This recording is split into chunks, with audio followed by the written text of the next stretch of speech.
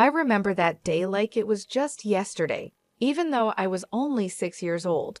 My name is Julie, and that day changed my life forever. Dad had gone on another business trip, leaving Mom and me alone in our house. I was playing with my dolls in the living room when I heard the doorbell ring.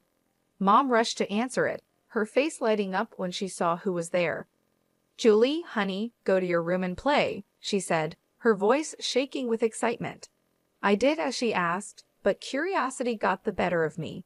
I peeked around the corner and saw a tall man I didn't recognize. Mom was quickly packing clothes into a suitcase, moving faster than I had ever seen her move before. Mom zipped up her suitcase and headed for the door. I stepped out from where I was hiding, feeling confused and scared. "Mommy, where are you going?" I asked. "I have to go away for a while, sweetie," she said, not quite looking me in the eyes. "Be a good girl for Daddy, okay?" And just like that, she was gone. No hug, no kiss goodbye, just the sound of a car engine starting and fading away. I stood there, staring at the closed door, waiting for her to come back, but she didn't. The house felt bigger and emptier than ever before. As night came, I grew more scared. I tried to turn on the lights, but I was too short to reach the switches. The darkness seemed to close in around me, and I started to cry. "Mommy, Daddy," I called out over and over, but no one came. I don't know how many days passed. I was hungry and thirsty, and the dark felt alive with monsters waiting to get me. I cried until I had no tears left, then huddled in a corner, shaking with fear. Finally, I heard voices outside. Our neighbor, Mrs. Jeremy, was talking to someone. "I've been hearing a child crying for days," she said. "I'm worried something might have happened." The door burst open, and suddenly the house was full of people, policemen, neighbors, and finally my dad. "Jen," he cried, scooping me up in his arms. "Oh God, Julie, I'm so sorry." I held onto him tightly, crying with relief. Over his shoulder, I saw a policeman holding a piece of paper. "Mr. James," the policeman said seriously, "I think you should read this." Dad gently set me down and took the note. As he read it, his face fell. He suddenly looked much older, like years had passed in just a few moments. "She's gone," he whispered. "Amy's gone. She left us." The next few weeks were a blur. Dad took time off work to stay with me. We had lots of visitors, relatives, friends, and a nice lady who Dad said was a child psychologist. "Jen has been through a traumatic experience," the psychologist explained to Dad. "It's normal for her to have some fears and anxieties after what happened." And boy, did I have fears.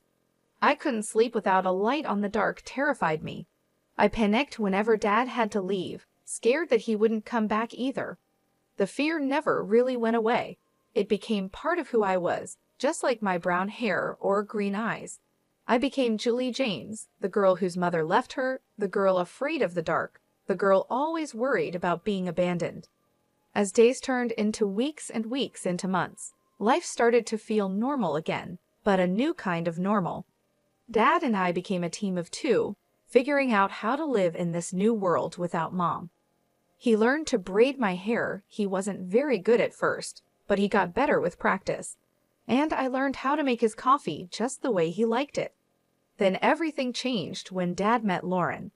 I was 8 years old when he introduced me to her.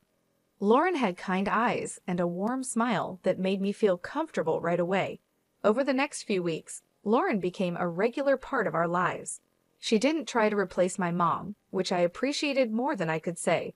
Instead, she found her own place in our little family. One day, I overheard Dad talking to her on the phone. "I think it's time, Lauren. Will you move in with us?" Lauren moved in a week later. She didn't try to be my mom, but she became something just as important, a friend. She helped me with my homework, braided my hair much better than Dad ever could, and always made sure there was a nightlight in my room. As the years passed, other things changed too. Dad's company became successful, and suddenly we were moving to a big new house in a fancy neighborhood. I got my own room with a walk-in closet and a view of the backyard pool. But some things didn't change. I still slept with a nightlight. I still worried every time Dad went on a business trip, and sometimes late at night, I'd see him looking at old photos of Mom. My 11th birthday started like any other day. I woke up to the smell of pancakes, Lauren's special birthday treat for me. Dad was home from work, and we were planning a small party later. Everything seemed perfect. Then the doorbell rang. As I walked into the living room, I froze. Standing there, looking older but unmistakable, was my mother. Next to her was a little girl, about 6 years old, holding a teddy bear and looking around with wide eyes. "Amy," Dad said, his voice tight. "What are you doing here?" Mom took a deep breath. "Larry, I am so sorry for everything. I know I have no right to be here, but," she gestured to the little girl. "This is Maria. She's your daughter." The room went silent. I felt like I couldn't breathe. Dad's face showed a mix of emotions: shock, anger, disbelief, and then something else. "My daughter?" he repeated. Mom nodded. "I was pregnant when I left. I didn't know then. I swear, Larry, I've made so many mistakes. I'm not asking you to forgive me, but Maria, she deserves to know her father." I watched as Dad knelt down to the little girl's level. "Hi, Maria," he said softly. "I'm your dad." Maria looked up at him shyly. "Hi," she whispered. As Dad talked to Maria, I noticed Lauren standing in the doorway, her face pale. She turned and walked away quickly. I wanted to follow her, but I felt stuck, unable to move. The next few hours were a blur, lots of adult conversations I wasn't supposed to hear, raised voices, and tears. I hid in my room, hugging my knees to my chest, trying to make sense of it all. Later that evening, Dad came to talk to me. "Julie," he said, sitting on the edge of my bed, "I know this is a lot to take in. Your mom, she's made some big mistakes. But Maria, she's innocent in all this. She's your sister. I've decided to give your mom another chance, for Maria's sake." The next day, I watched from my window as Lauren packed her car. She looked up and saw me watching, with tears in her eyes. She waved goodbye. I waved back, feeling like a part of me was leaving with her. Mom and Maria moved in that same day. Maria took the guest room, and Mom took her old place in Dad's room. It felt wrong, like she was erasing the last 6 years as if they never happened. The years that followed were complicated. Mom was back, but it wasn't the happy family reunion I had hoped for. When I was younger, I might have dreamed about having a close relationship with my mom, but it never really happened. She adored Maria, giving her all the attention and love. But with me, there was always a distance, a feeling of awkwardness that never went away. Maria was just a kid. She didn't ask to be part of this complicated situation. I tried not to be resentful, but it was tough, especially when I saw how easily she fit into Mom and Dad's life in a way I'd never seen to. By the time I turned 19, I was more than ready to leave for college. I decided to study zoology because animals were always easier for me to understand than people. They didn't judge, they didn't have complicated emotions, and they didn't come with messy family histories, they just were. The day I left for college was bittersweet. Dad hugged me tightly, his eyes misty. "I'm so proud of you, Julie," he said. "You're going to do great things." Mom gave me an awkward pat on the shoulder and said, "Good luck," but her smile didn't quite reach her eyes. Maria, now 14, rolled her eyes and muttered, "Finally, I get my own room." I pretended not to hear her and focused on Dad's warm embrace.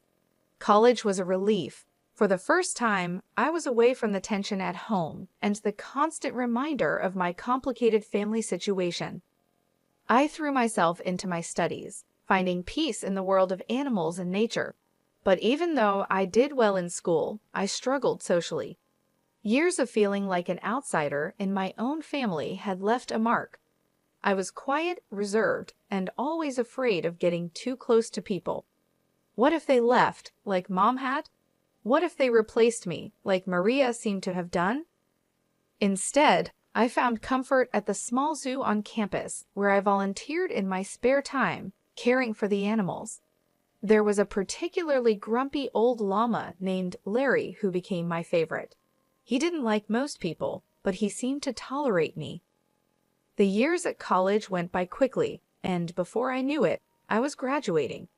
As I stood in my cap and gown, diploma in hand, I scanned the crowd. Dad was there, beaming with pride. Mom and Maria were there too, clapping politely. "Congratulations, Julie," Mom said stiffly. "Your father and I have been talking, and, well, we think it's time you started looking for your own place. You know, spread your wings." I felt like I had been punched in the stomach. I looked at Dad, hoping he would disagree with Mom, but he just looked away, his face full of pain. "Right," I said, trying to keep my voice steady. "Of course, I'll start looking right away." The days after my graduation were tense. I was back in my childhood home, but it didn't feel welcoming at all. Dad tried his best to make me feel comfortable, but Mom and Maria made it clear that I was not wanted there. "Julie, have you started looking for jobs yet?" Mom would ask during breakfast, her tone pretending to be sweet. "You know, it's important to get your foot in the door early," Maria would add, with a smirk. "Yeah, and maybe you could find your own place too. It's getting kind of cramped around here." Nights were the hardest. I still needed my nightlight to sleep, something Maria didn't miss. One evening, as I was getting ready for bed, she barged into my room. "Seriously?" she scoffed, pointing at my nightlight. "You're 23, and you still need that? No wonder you don't have any friends." I felt my cheeks burn with shame. "Leave me alone, Maria," I muttered, but she wasn't finished. The next day at dinner, she brought it up again, this time in front of everyone. "Hey, Mom, Dad," she said, her voice dripping with fake concern. "Don't you think Julie should see a therapist or something? I mean, she's an adult who's afraid of the dark and can't make friends. That's not normal, right?" Something inside me snapped. Years of bottled-up hurt and anger burst out. "You want to know why I'm like this, Maria?" I said, my voice shaking. "It's because when I was 6, my mother left me alone in a dark, empty house for days. Do you have any idea what that does to a child?" The table went silent. Dad stared down at his plate, his face full of guilt and pain. Mom's eyes widened in shock, and then quickly filled with tears. "How dare you?" she cried, her voice rising dramatically. "How can you be so cruel and vindictive? I've tried so hard to make amends, to be a family again, and this is how you repay me?" As Mom continued her tearful rant and Maria smirked triumphantly, I realized something: I couldn't live here anymore. This wasn't my home, and these people, they weren't my family, not really. From that day on, I threw myself into job hunting with new determination. Finally, a glimmer of hope, I had an interview scheduled at a small wildlife rehabilitation center. It wasn't glamorous, but it was a start. I left the house that morning feeling cautiously optimistic. But when I arrived, I found a hastily scribbled note on the door. "Interviews canceled due to unforeseen circumstances.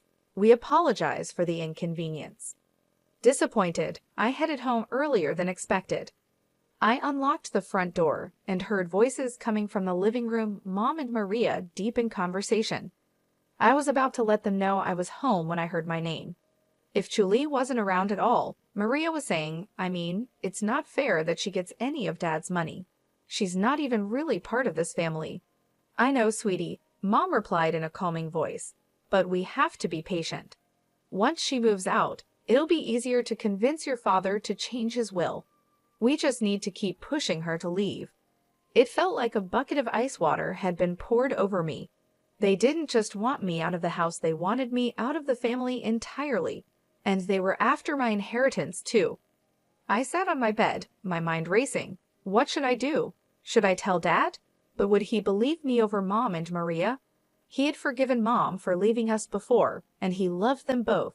Maybe he'd take their side. My first bit of luck came when I saw a job posting for the Oklahoma City Zoo. They needed a zoologist to help with their wildlife rehabilitation program. It wasn't a fancy job, but it was exactly what I had been trained for. I sent in my application right away, and to my surprise and happiness, I got called in for an interview. On the day of the interview, I stood in front of the zoo's main gate, taking deep breaths to calm my nerves. The interview went better than I could have imagined. The head zoologist, Dr. Frank seemed impressed with my knowledge and passion. "You've got the job, Julie," she said with a warm smile. "Welcome to the team." I could have cried with relief. Finally, something was going right. Working at the zoo was everything I'd hoped for and more. I spent my days caring for injured wildlife, educating visitors about conservation, and even helping with research projects. In the evenings, I'd return to my tiny apartment, which I was able to rent with the money I saved. To combat the loneliness, I started joining online forums for animal lovers and people with similar interests. That's where I met Scott. Scott was from the same city, shared my love for animals, and had a great sense of humor that made me laugh even on my toughest days. We started chatting regularly, sharing stories about our day, and discussing everything from the latest conservation efforts to our favorite books. One day, Scott suggested we exchange photos. With trembling hands, I sent him a recent picture of me at the zoo. He replied with a photo of himself. He had kind eyes and a warm smile that made my heart skip a beat. But as much as I enjoyed our conversations, the idea of meeting in person or even admitting my growing feelings scared me. What if he rejected me once he got to know the real me? What if he left, just like Mom did? Around this time, I started talking with Hannah, a girl I met on a support forum for people with childhood trauma. She understood my fears in a way no one else had before. "You know what helps me," Hannah wrote one day. "I write emails to the people I can't talk to in real life. I pour out everything I'm feeling, all the things I wish I could say, but I don't send them. I just save them as drafts. It's really healing." Taking Hannah's advice, I started writing emails to Dad. In them, I told him everything: how I overheard Mom and Maria's conversation, how hurt I was that he didn't seem to notice me anymore, and how I felt like an outsider in my own family. I also started writing to Scott. In these emails, I allowed myself to be vulnerable in a way I couldn't be in our chats. "Scott," I wrote, "I think I'm falling for you, but I'm scared. I'm scared of letting anyone get close to me. I'm scared of being hurt again." These emails, too, remained unsent, my feelings safely tucked away in my drafts folder. Dad would call occasionally, his voice a mix of concern and confusion. "Julie, honey," he'd say, "why don't you come over for dinner this weekend? We miss you." Each time, I'd come up with an excuse. "Sorry, Dad, I've got a big project at work," or "I'm not feeling well this week, maybe next time." Then, one Thursday afternoon, I was at the mall picking up some essentials when I heard a familiar voice call my name. "Julie, is that you?" I turned around, and there she was, Lauren, my former stepmother. She looked older, but her kind eyes were just the same. Before I knew it, we were hugging, years of separation melting away in an instant. That's when I noticed a young boy standing beside her, looking up at us curiously. "This is my nephew Justin," Lauren explained, ruffling the boy's hair affectionately. "I'm raising him now," Lauren explained, her voice soft. "My sister passed away last year." Over coffee, Lauren filled me in on her life after she and Dad split up. She had been on her own until her sister's death left Justin in her care. After that, we started meeting regularly, sometimes just the two of us, sometimes with Justin. One day, Lauren called and urgently asked me to look after Justin for the evening. Justin arrived at my apartment, backpack in tow. As I prepared dinner in my tiny kitchen, I could hear him tapping away on my laptop in the living room. I told him he could play games if he finished his homework. When I came out of the kitchen with 2 plates of spaghetti, I found Justin looking guilty, his face pale. "Julie," he said, his voice trembling, "I did something bad. I was curious, and I saw these emails in your drafts folder, and I sent them. All of them. I'm so sorry." The world seemed to spin around me. Those emails, my private thoughts, my deepest feelings, had been sent out into the world. To Dad, to Scott, I felt like I couldn't breathe. That night, after Justin left, I lay in bed, my mind racing. What would Dad think? And Scott, oh God, Scott. My phone pinged with a message notification. It was from Scott, but I couldn't bring myself to read it. What if he was disgusted by my feelings? What if he never wanted to speak to me again? I barely slept that night, tossing and turning, imagining all the worst-case scenarios. A few days later, my phone rang. It was Dad. "Julie," he said, his voice serious. "We need to talk. Can you meet me at the cafe near your old high school?" My heart pounded as I sat across from Dad in the small cafe. He looked tired, his face showing lines I hadn't noticed before. "I got your emails," he said quietly. "Julie, I had no idea you were feeling this way about your mother, about Maria, about everything." I couldn't meet his eyes, feeling a mix of shame and fear inside me. "Julie, look at me," Dad said, his voice gentle but firm. I looked up, surprised to see tears in his eyes. "I love you more than anything in this world. I'm so sorry I made you feel like you weren't important to me. That was never, ever my intention." We talked for hours, really talked, in a way we hadn't in years. We talked about Mom's return, about Maria, and about how I had felt pushed aside and forgotten. Dad really listened, occasionally wiping away a tear. Finally, he stood up.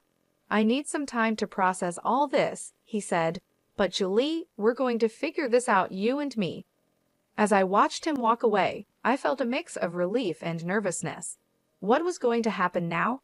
But I didn't have much time to think about it because my phone rang again. It was Scott. "Julie," he said, his voice warm but a little nervous, "I got your email, and I feel the same way. I've been too scared to say it, but I really like you. Would you like to meet for coffee?" My heart soared. "Yes," I said, surprised by how steady my voice was. "I'd love to." The next day, I met Scott at a small coffee shop. He was even more handsome in person, with a kind smile that put me at ease right away. We talked for hours about our fears, dreams, and pasts. For the first time in years, I felt truly seen and understood. As the autumn leaves began to fall, my phone rang one crisp morning. It was Dad. "Julie," he said, his voice warm, but with something serious underneath, "I'd like you to come to Thanksgiving dinner. It's important to me that you're there." Something in his tone made me agree. Thanksgiving Day arrived, and I stood on the doorstep of my childhood home, my heart pounding. Scott had offered to come with me for support, but I felt this was something I needed to face on my own. Mom opened the door, her smile not quite reaching her eyes. "Julie, how nice of you to join us." Maria, lounging on the couch, barely looked up from her phone. "Oh, you came." Dad emerged from the kitchen and hugged me warmly. "I'm glad you're here, sweetheart," he whispered. As we sat down to dinner, the tension was thick. Mom and Maria exchanged glances, their smiles forced and fake, but Dad seemed unusually calm. Just as Mom started to serve the Oklahoma, Dad cleared his throat. "Before we begin, there's something we need to discuss." He reached down beside his chair and pulled out a thick manila folder. Dad began laying out documents on the table. "Amy, Maria," he said, "I've known for a while that something wasn't right, so I did some investigating." He held up a bank statement. "First, I discovered regular withdrawals from our accounts, that I didn't make quite substantial amounts, in fact." Mom's face turned pale, and Maria suddenly found her plate very interesting. Dad continued, pulling out another document. "I also hired a private investigator, Amy. He provided photographic evidence of your meetings with a certain gentleman at the Oklahoma City Hotel." Mom gasped, her hand flying to her mouth. "Larry, I could explain," but Dad wasn't finished. He pulled out one final document, his hand shaking slightly. "I had a DNA test done," Dad said quietly. "Maria isn't my biological daughter." The room went silent. Maria's phone slipped from her hands and clattered to the floor. Mom looked like she might faint. "I've already spoken to my lawyer," Dad continued, his voice steady even though his eyes showed emotion. "Amy, I'm filing for divorce, and I'm afraid I'll have to ask both you and Maria to leave this house."